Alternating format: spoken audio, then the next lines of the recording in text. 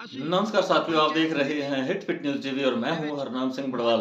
दोस्तों, मैं बताना चाहूंगा कि कल 1 फरवरी रविवार को गड़साना नई मंडी गुरुद्वारा सिंह सभा में राजस्थान राय सिख सभा और राजस्थान राय सिख महासभा की संयुक्त मीटिंग हुई, जिसमें राय सिख समाज के बहुत सारे लोग यहां पहुंचे। जो जनप्रतिनिधि हैं, नेतागण हैं राय सिख समाज के, वो तमाम लोग यहां आए और उन्होंने अपने अनुसूचित जाति में शामिल करने की मांग को फिर से दोहराया, क्योंकि बीते 25-30 वर्षों से यही मांग उठाई जा रही है। लेकिन भाजपा और कांग्रेस दोनों की सरकारें बारी-बारी से राजस्थान के अंदर सत्ता में आई, लेकिन बात आज तक किसी ने भी नहीं सुनी। लेकिन राय सिख समाज इसी बात को लेकर आंदोलित है और बार-बार ज्ञापन सौंपे जा रहे हैं, बार-बार ये मांग उठाई जा रही है, बार-बार जहाँ-तहाँ मीटिंगें हो रही हैं और इस बार भी जैसा कि पंचायती राज संस्थाओं के चुनाव निकट हैं और इसीलिए राजस्थान के अंदर रहने वाला पूरा समाज, राय सिख समाज एकजुट होने का प्रयास कर रहा है और इसी कड़ी में आज ये पहली शुरुआत हुई यहीं से गड़साना से, क्योंकि ये आंदोलनों की धरती है और यहाँ से इसकी शुरुआत की गई है।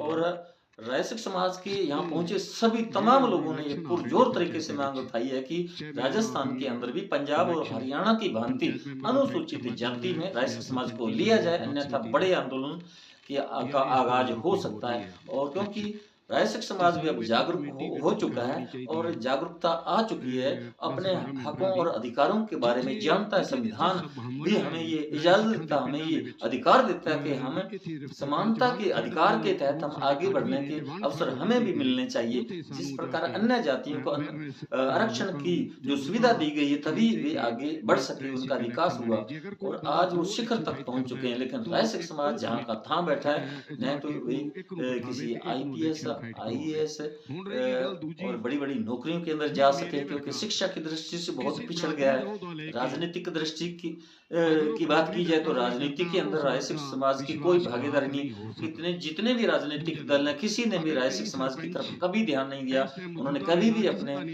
पार्टियों के अंदर, अपने दलों के अंदर राय सिख समाज को कोई भागीदारी नहीं दी। इसीलिए राय सिख समाज बहुत पिछड़ चुका है। राय सिख समाज जो है किसी भी सरकारी विभाग के अंदर कहीं कोई दिखाई नहीं देता, इक्का-दुक्का कोई दिखाई देता होगा।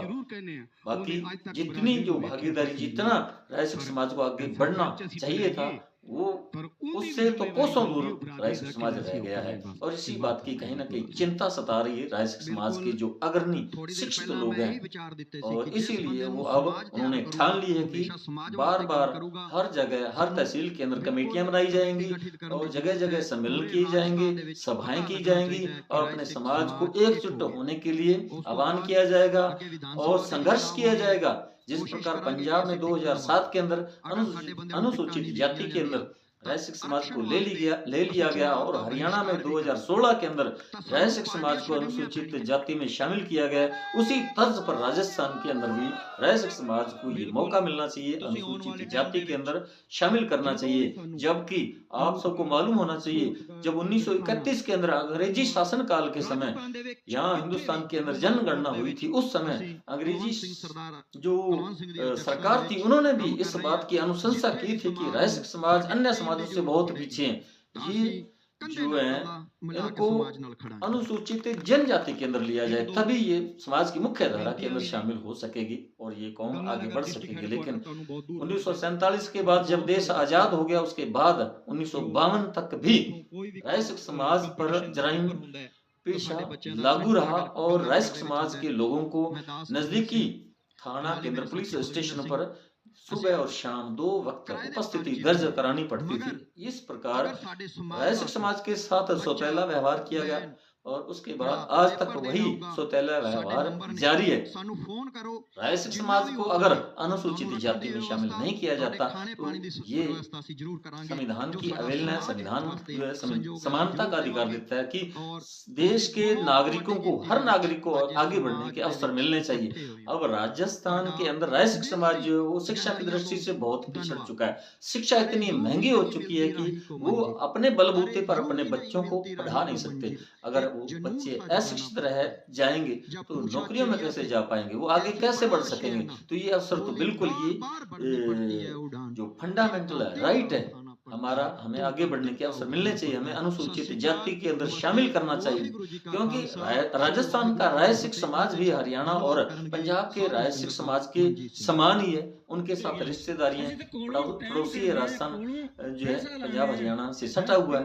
तो ये बिल्कुल जाहिर है कि पंजाब और हरियाणा के समान ही ये भी जो राजस्थान के अंदर राय सिख समाज रह रहा है, चाहे वो अलवर हो, बीकानेर हो, गंगानगर, हनुमानगढ़ हो, सब जगह जो राय सिख रह रहे हैं वो सेम है, वही है जो पंजाब और हरियाणा में रह रहे हैं। तो ये भेदभाव किस बात का? तो इसी बात को लेकर राय सिख समाज आंदोलित है, लंबे समय से संघर्ष कर रहा है, लेकिन राजस्थान में सत्ता चाहे कांग्रेस की रही हो, भाजपा की रही हो, किसी भी सरकार ने आज तक राय सिख समाज की जो मांग है उस पर गौर नहीं किया। यहाँ बार बार समाज के लोग ज्ञापन देते रहे, सौंपते रहे, और जो पूर्व के मुख्यमंत्री थे अशोक गहलोत, उन तक भी राय सिख समाज का एक डेलीगेशन पहुंचा था। राजस्थान के प्रभारी सुखजिंदर सिंह रंधावा और प्रदेशाध्यक्ष गोविंद सिंह डोटासरा और सीएम अशोक गहलोत, इनसे भी डेलीगेशन मिला था, और इस डेलीगेशन के अंदर पंजाब से सांसद शेर सिंह कुबाया और उनके बेटे देवेंद्र सिंह कुबाया वो भी साथ थे, और राजस्थान राय सिख सभा के प्रदेशाध्यक्ष डॉक्टर गुरदीप सिंह बूक और उनके साथ अन्य उनकी टीम के साथीगण थे, और मुलाकात हुई। लेकिन उन्होंने आश्वासन दिया था कि अगर हमारी सरकार पुनरावृत्ति करती है, सत्ता में आती है, तो आरक्षण बिल्कुल दिया जाएगा, सर्वे करवाया जाएगा, और उसके बाद अनुसूचित जाति में शामिल करने की अनुशंसा केंद्र सरकार को भेज दी जाएगी।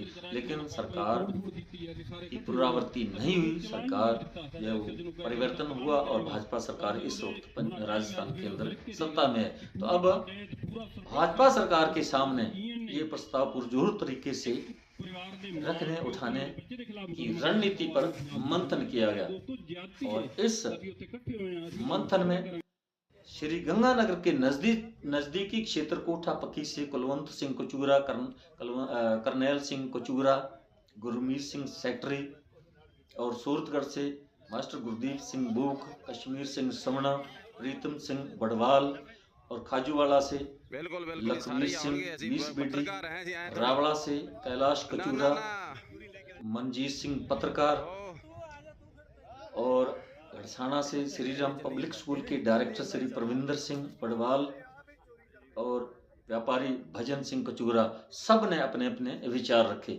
और इस मांग को पुरजोर तरीके से आने वाले चुनावों से पहले एकजुट होकर उठाने की बात सब ने कही।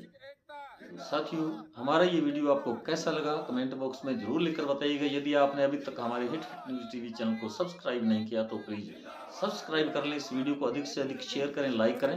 आपका बहुत बहुत शुक्रिया, धन्यवाद, राम राम, सत श्री अकाल। चल ही जाना बस, सही है, चल ठीक है, हो थे नहीं हो गया बस, हो गया, बन गया, कबड्डी करो सी फोटो, चल कोई नहीं। जिन्ना मेरा शरीर ਦੇ ਵਿੱਚ ਦਮ ਸੀ ਜਾਂ ਜੋਸ਼ ਸੀ ਜਾਂ ਤਾਕਤ ਸੀ ਜਾਂ ਜਜ਼ਬਾ ਸੀ ਜਾਂ ਜਨੂਨ ਸੀ, ਮੈਂ ਪੂਰਾ ਤਨ ਮਨ ਧਨ ਨਾਲ ਮੈਂ ਗੁਰੂ ਗ੍ਰੰਥ ਸਾਹਿਬ ਦੇ ਅੱਗੇ ਹੱਥ ਕੱਢ ਕੇ ਕਹਿਣਾ, ਮੈਂ ਆਪਣੀ ਸੱਚਾਈ ਦੇ ਨਾਲ ਨਿਭਾਉਣ ਦੀ ਕੋਸ਼ਿਸ਼ ਕੀਤੀ ਹੈ। ਅਗਰ ਮੈਂ ਕਿਤੇ ਵਿਫਲ ਰਿਹਾ ਜਾਂ ਮੇਰੀ ਕਿਤੇ ਟੀਮ ਵਿਫਲ ਰਹੀ, ਉਹ ਮੈਂ ਆਪਣਾ ਕਸੂਰ ਤੇ ਮੇਰੀ ਟੀਮ ਦਾ ਤੇ ਮੇਰੀ ਬਰਾਦਰੀ ਦਾ ਕਸੂਰ ਨਹੀਂ ਮੰਨਦਾ। ਮੈਂ ਸਿਰਫ ਜਿਹੜੇ ਲੋਕ ਰਾਜਨੀਤੀ ਗੰਦੀ ਰਾਜਨੀਤੀ ਕਰਦੇ ਨੇ, ਅਸੀਂ ਉਹਨਾਂ ਦੇ ਸ਼ਿਕਾਰ ਹੋਏ, ਔਰ ਅਸੀਂ ਕਿਤੇ ਨਾ ਕਿਤੇ ਆਪਣੀ ਆਰਕਸ਼ਣ ਦੀ ਮੰਗ ਤੋਂ ਵਾਂਝੇ ਰਹਿ ਗਏ।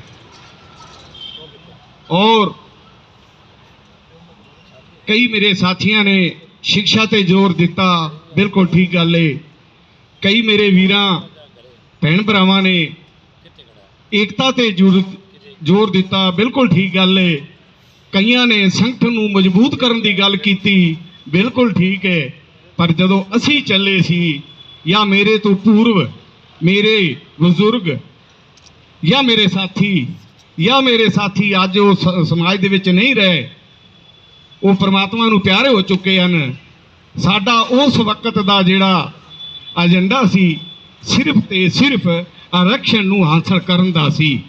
ਅੱਜ ਸਾਡੇ ਵਿੱਚ ਸੁਝਾਅ ਕਾਫੀ ਆਏ, ਏਕਤਾ ਦੀ ਜ਼ਰੂਰਤ ਹੈ, ਜਾਂ ਸਾਨੂੰ ਰਾਜਨੀਤੀ ਵਿੰਗ ਬਣਾਉਣ ਦੀ ਜ਼ਰੂਰਤ ਹੈ ਜਾਂ ਰਾਜਨੀਤੀ ਵਿੱਚ ਸਾਨੂੰ ਭਾਗ ਲੈਣ ਦੀ ਜ਼ਰੂਰਤ ਹੈ।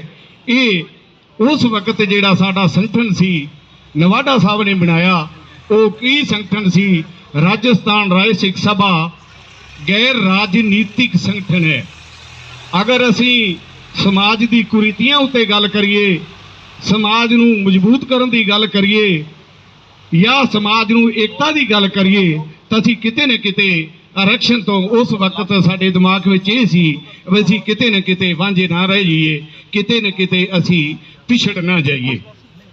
ਅਸੀਂ ਹੁਣ ਮੈਂ ਨਾਮ ਕਿਹਦਾ ਲਵਾਂ, ਸਾਰੇ ਸੂਝਵਾਨ ਬੋਲੇ ਨੇ, ਸਾਰਿਆਂ ਨੇ ਆਪਣੇ ਆਪਣੇ ਸੁਝਾਅ ਦਿੱਤੇ ਨੇ, ਆਪਣੇ ਆਪਣੇ ਵਿਚਾਰ ਦਿੱਤੇ ਨੇ, ਆਪਣੀ ਆਪਣੀ ਸੋਚ ਦੇ ਮੁਤਾਬਿਕ ਇਸ ਮੰਚ ਤੋਂ ਮਤਲਬ ਤੁਹਾਨੂੰ ਸਾਰਿਆਂ ਨੂੰ ਸੰਬੋਧਿਤ ਕੀਤਾ ਹੈ।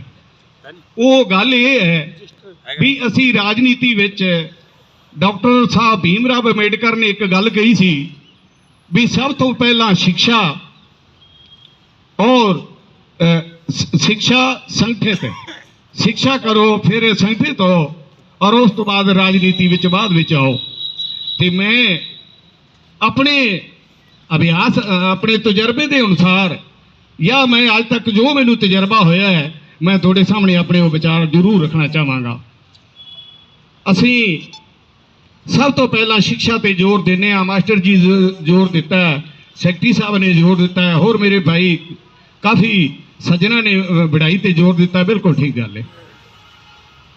ਸਿੱਖਿਆ ਜੇ ਅਗਰ ਅਸੀਂ ਪੜ੍ਹ ਵੀ ਲਈਏ, ਅਸੀਂ ਸਾਡੀਆਂ ਕੁੜੀਆਂ ਮੁੰਡੇ IAS IPS IIT doctor engineer ਸਾਰੇ ਘਰ ਜਾਈਏ ਤੇ ਆਹ ਕਾਗਜ਼ ਦਾ ਟੁਕੜਾ ਸਾਡੇ ਉਹਨਾਂ ਬੱਚਿਆਂ ਦੇ ਹੱਥ ਵਿੱਚ ਆਉਂਦਾ ਹੈ। ਉਹ ਡਿਗਰੀਆਂ ਆਉਂਦੀਆਂ ਨੇ।